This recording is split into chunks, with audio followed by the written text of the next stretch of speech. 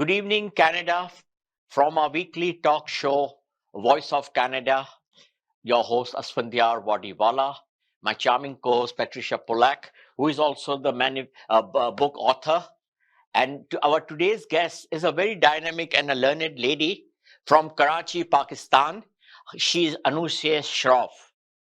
So, Anushae, introduce yourself to our viewers. Asphandiar Wadiwalla for having me, and Patricia. I'm really looking forward to having an interesting chat with you today about various topics, and one of them being very close to my heart and life, which is politics. And then we're going to be discussing a little bit about my personal life. So I'm really looking forward to having a one-on-one with you all. So thanks for your time. Most welcome.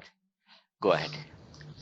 I am Patricia Pollack, your co-host for the episode of Voice of Canada, hosted by Asphandiar Wadiwalla. And myself, welcome Ms.Anushae Shroff to our popular weekly TV talk show. My question to you, as we read in your bio, that you are privileged to belong to a renowned Shroff family from Pakistan. Inform us and our viewers of all your family base that you have done in Pakistan.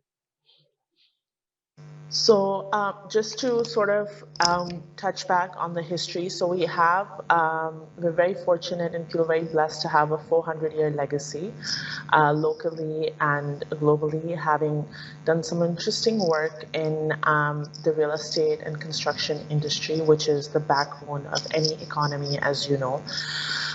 What is very exciting is that many of our home buyers and homeowners have gone on to become multimillionaires over generations and have been able to make a fortune on their investments.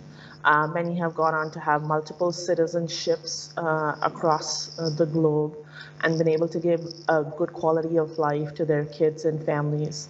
They've also been able to acquire real estate in other countries and jurisdictions, which is something that we're really proud of. Another thing that we're really proud of in Pakistan is that we had a bookstore, which was one of the pioneer bookstores in the country. It was operated and owned by my grandfather, my paternal grandfather. It was a library to many renowned personalities, including many political leaders that our dear friend Asphandiar is also very well known to. And my family has been very fond of reading, debating, and intellectualizing many interesting things that are going on around the world or have been. One of the other things that we're really proud of is running a foundation which has done a lot of social impact projects with people with learning disabilities and specifically blindedness with institutions like the Darul Sukoon, which Asphandiar is very familiar with, or the ED organization and the Alhan Foundation.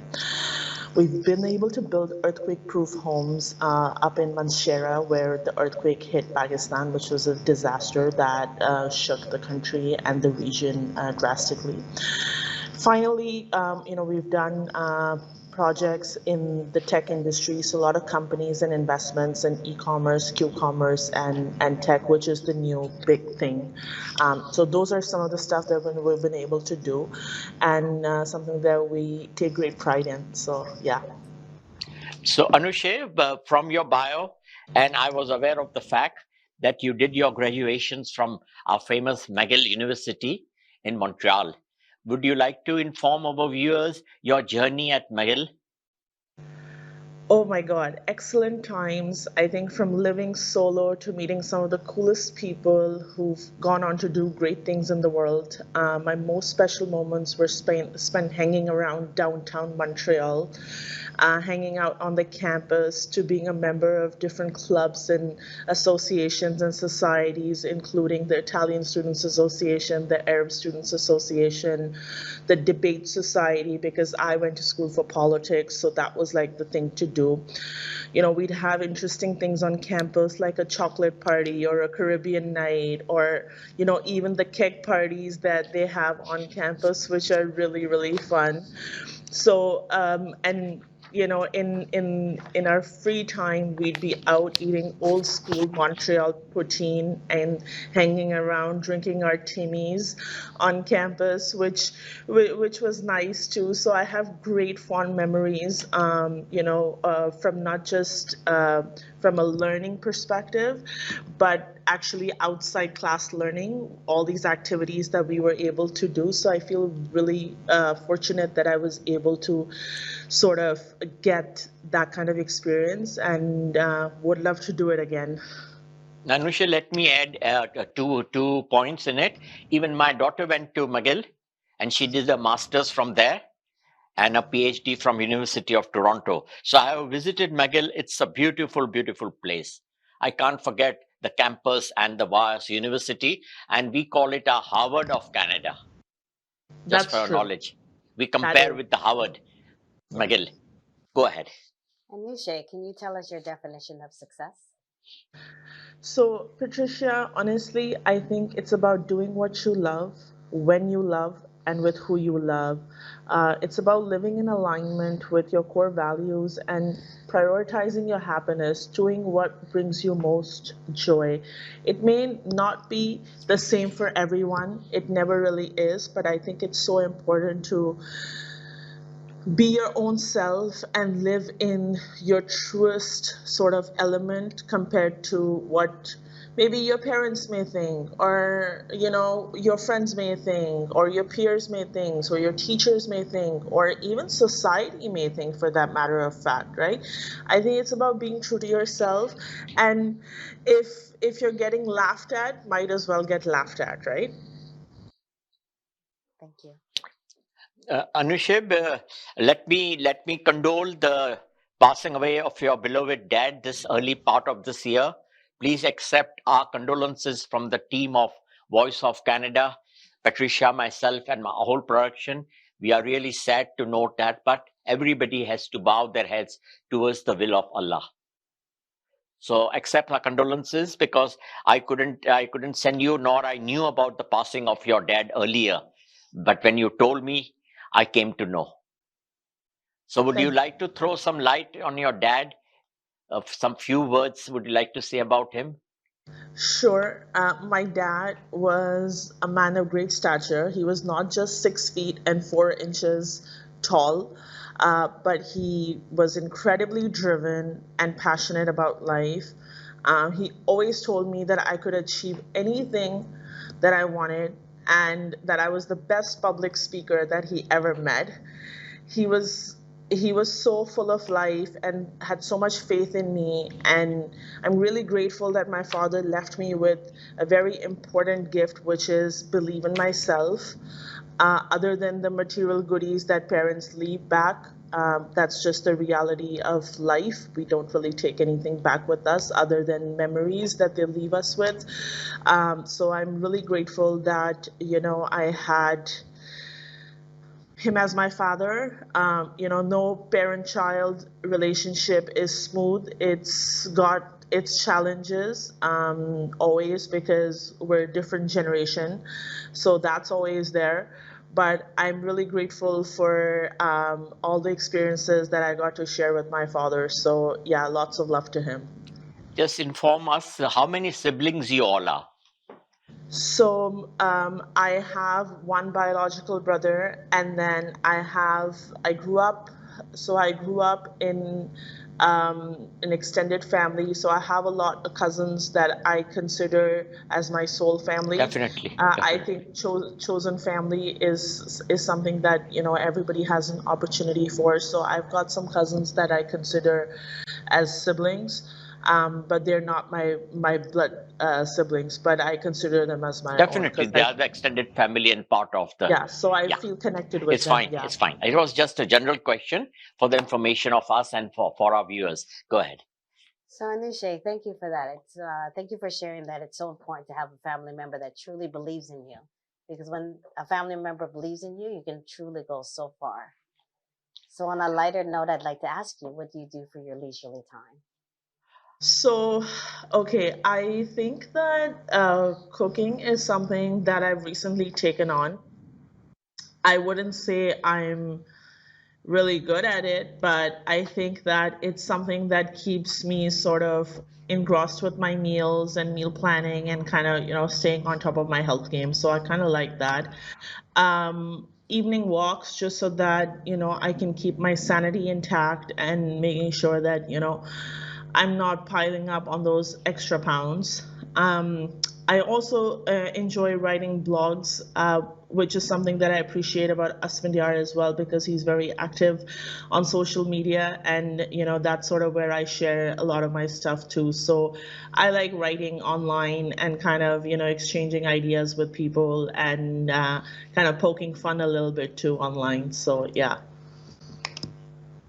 Okay, Anushae, as we have read from your bio only that you are enrolled at the Harvard Kennedy School, which is the part of the Harvard University, Business University. So give us when you are coming over to complete your masters.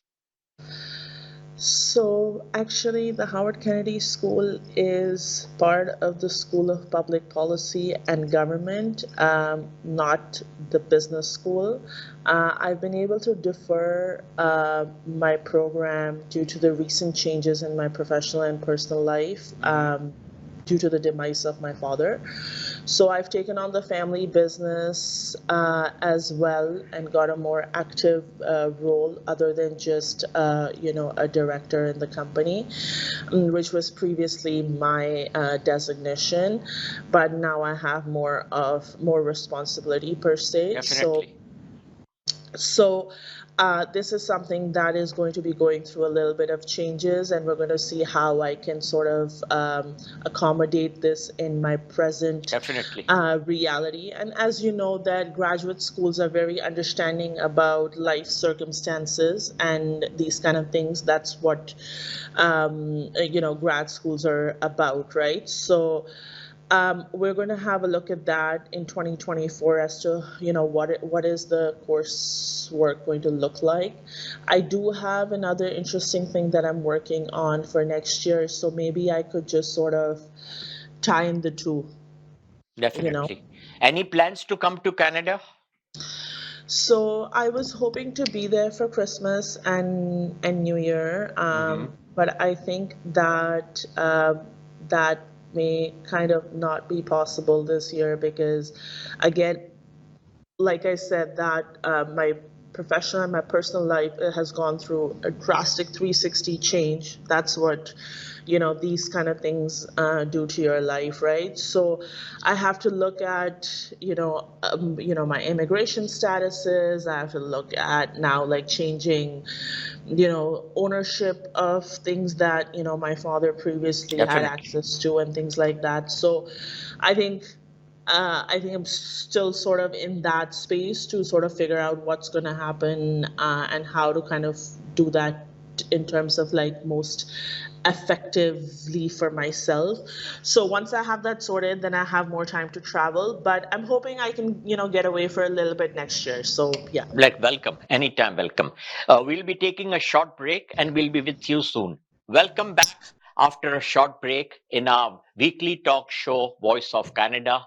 My host, I'm your host, Asphandiar Wadiwalla, my female co-host, Patricia Pollack, and it's early hours of about 3:30 nearly in Karachi.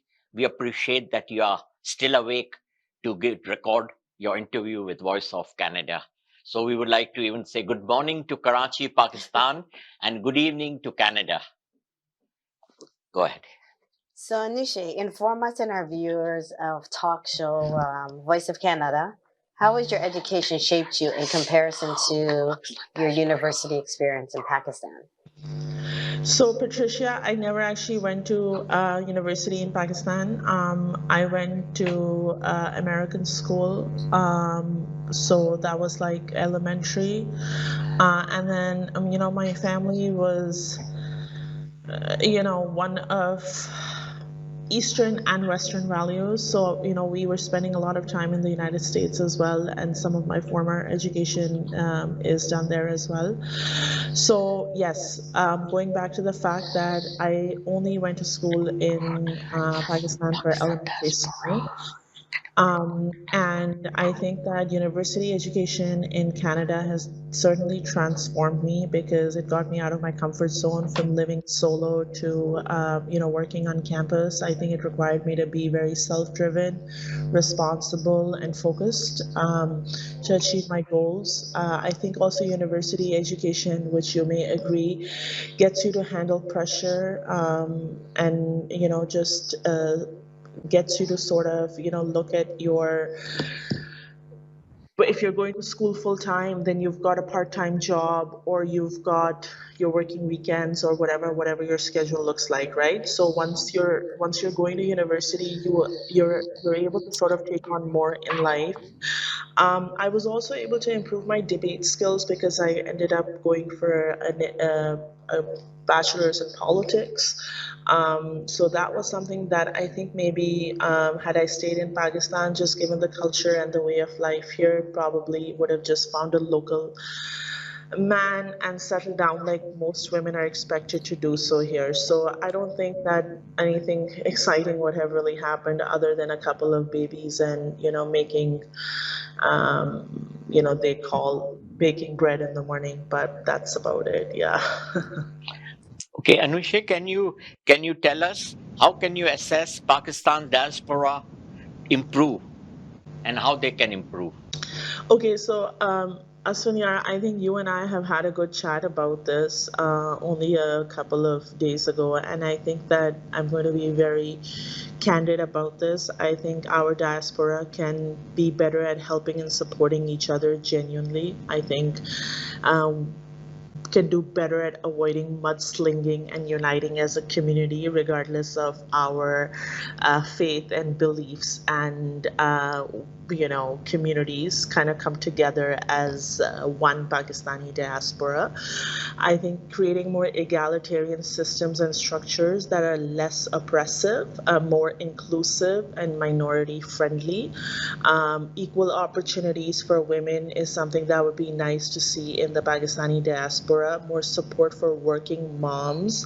I think less judgment for women and more women friendly language would be something that I really appreciate if our diaspora caught up with, because I think that this is something that we've really got to work on, which is the way we think and the way we speak, because that is either divisive and polarizing or it is uniting. So I think, when we want to come together as one diaspora, then we've got to, think like one as a whole and talk like one as a whole. So that's like what I have to say that we can really improve on. Definitely.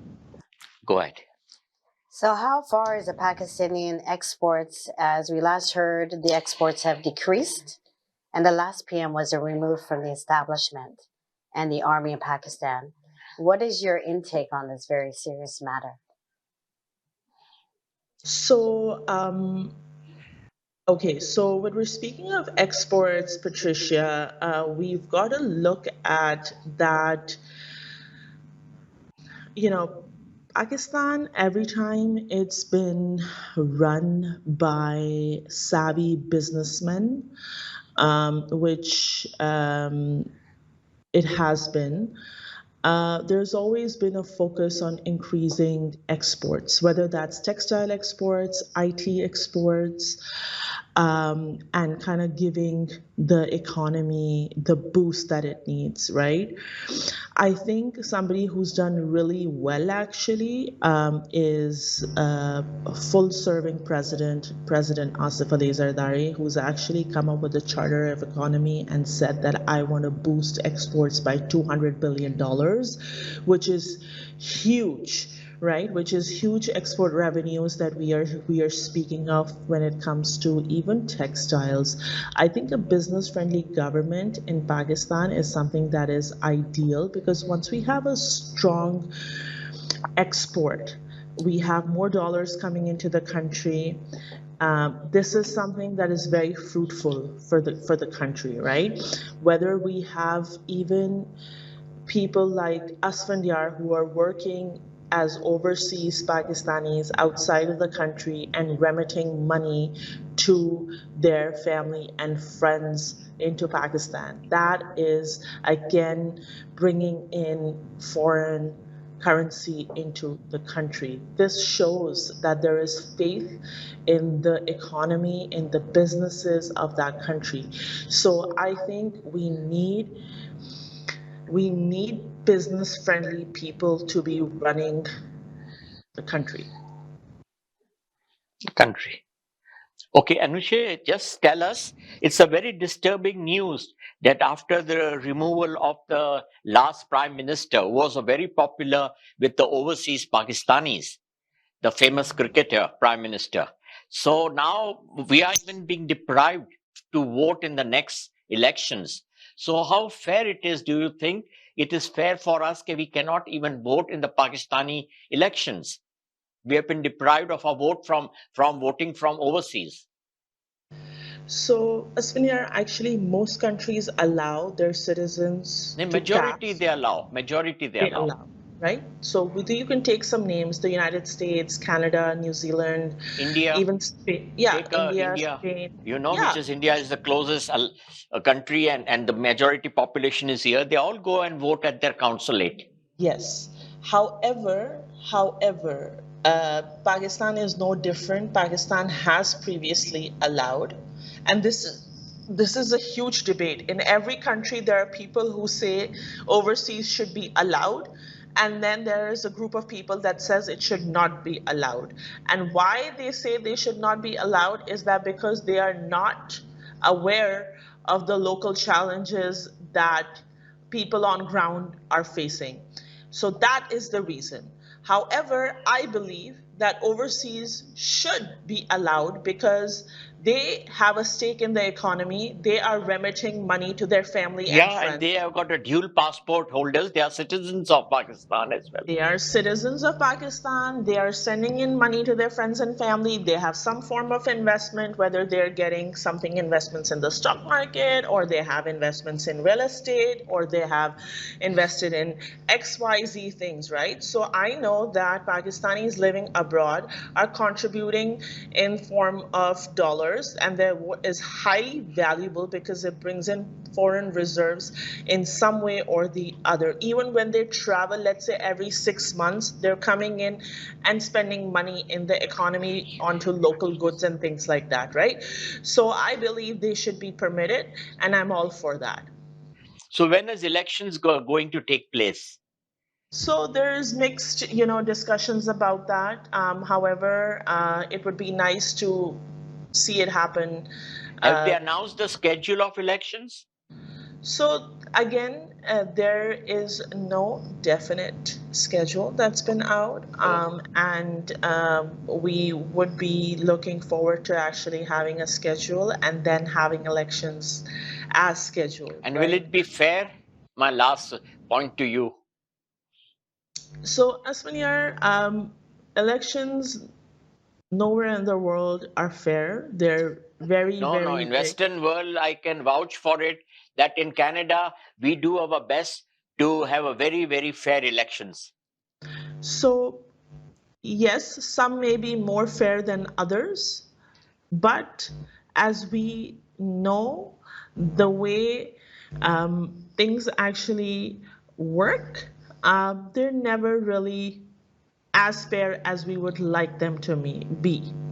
So I do think what I think is something that I'm going to share is that I think that no matter where we are in the world, the establishment should always have a dominant role because they are the intelligence and data hub. I think civilian governments, like I said, should always be run by business savvy people who are economically and socially driven so that they're able to improve all the indicators, our economic indicators and social indicators, including employment, standard of living, inflation, low poverty, our GDP, our GNP, which is our minimum wage if we're looking at Canada, our exports, our imports.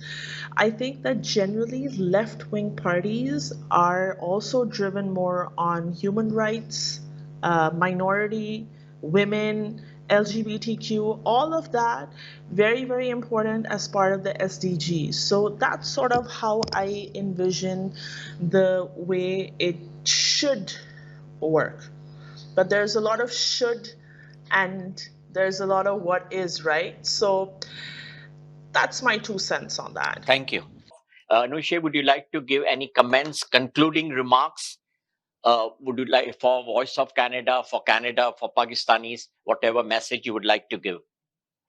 Sure. So I think my final comments would be for Pakistanis living anywhere abroad, including Canada, is that join your local Pakistani business association. So in Canada, we have the Canada Pakistan Business Council. Join Asphandiar's community to stay in touch with your community and other minority communities or other people of color and other communities. Make sure that you're getting a quality education no matter where you are in the world. It is very important to have a quality education. It is very important to surround ourselves with our community, other communities, and change makers within those communities. It is also very, very important to be in touch with the local MPs, increase political participation, get out there, get active, start businesses, remit money to your countries, set up private equity investments, invest, educate, support, and empower your women. I think that's very, very important. And last but not the least, assimilate in the social fabric of the country that you are living in. So, we always hear in Canada that, Pakistanis or people of color not assimilating in the Canadian fabric. So we Yeah, want to they are not ensure. integrating. The problem is that they are not integrating. Yeah, so that is a huge challenge because you have to assimilate and integrate in your local communities, because once you are on that land, it is very important Very good. for you to I like for that you point to of be yours. important Mhm. to be connected with the communities there, even if that is the indigenous First Nation communities that are so fun and warm. It's very important to create a positive image about the Pakistani community, to be friendly with others, fight, dogmatic perspectives of terrorism or Islamophobia. You are not going to be able to do that unless there is more mixing and mingling. Unity. Mm. Yes. So, I appreciate your views, but as you are aware that Canada is a secular country, we don't have any state religion, and some ethnic groups and communities try to play the card of religion. And that is the reason that many other religions and communities get offended by them. This is the major cause. They want to play the religious card over here, which yeah. is not the case. Canada is a very, very secular country. We give full rights to each and every individual and Canadian citizens to practice whichever religion, law, whatever they belong to, whichever country they belong to. They can observe their culture, they can observe the religion. They have got a freedom of movement, freedom to speak, but they have to integrate well into the Canadian society. So that's a very fine balance, right? Because what makes it more challenging is that you're coming from all these different countries in the world. And 193 countries of the world, all are in Canada. We yeah, are the largest multicultural country in the world. which has its challenges too, because like there's people doing all sorts of things and being all sorts of things, and it can cause a lot of confusion as well. And I think, we, at least personally, I've been able to experience that as well, because so many people doing so many conflicting things, and you're like, oh, Definitely. like their culture allows that, my culture doesn't allow that, or there's a lot of stuff going on like that, right? Lot of And stuff is so going on, and with the current Israeli Hamas war, things have little worsened. There are some attacks have been taken place against the Muslims here in Canada. At the same time, the Jews are also being attacked. So we are doing our level best to maintain the peace over here. And yesterday, you must have noted that even Canada favored the resolution in favor of for ceasefire. yeah.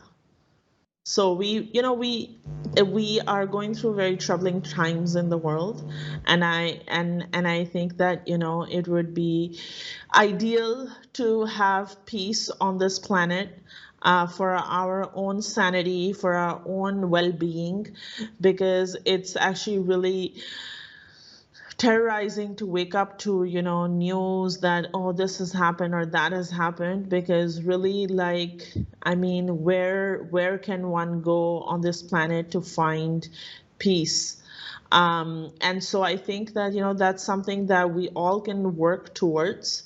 um, and I think that there are communities that are advocating for um, peace. But I think, like, being able to maintain peace always, all the time, right? Like, how are we going to be able to do that, which is a big challenge in terms of, like, you know people having real life issues of being able to put food on their plate, right? And kind of struggling to just make their ends meet, and kind of throwing themselves off balance, and then acting in strange ways.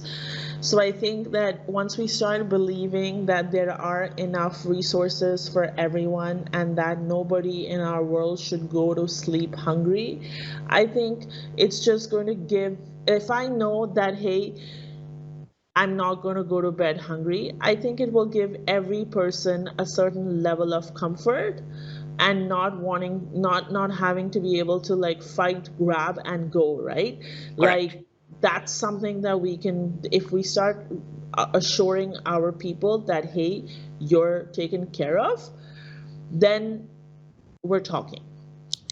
Before we completely sign off from today's episode, I would also like to inform our viewers that last year, Anushae is the recipient of our Member of Parliament's citation certificate from our Markham. And that was, I had sent you the certificate of citation, and congratulations for that. Thank you so much. I feel really honored that you had facilitated that and you had championed that. I'm really grateful for your support and belief in me and my little work that we're trying to do within Pakistan and globally. And very thankful to MP Paul Chang as well for taking out the time and writing a I will very. convey our greetings to him. I meet him quite often at the events, and he has been to our show through 3 times. Oh, nice. And when you happen to come to Canada next time, I'll definitely take you to his office in Markham.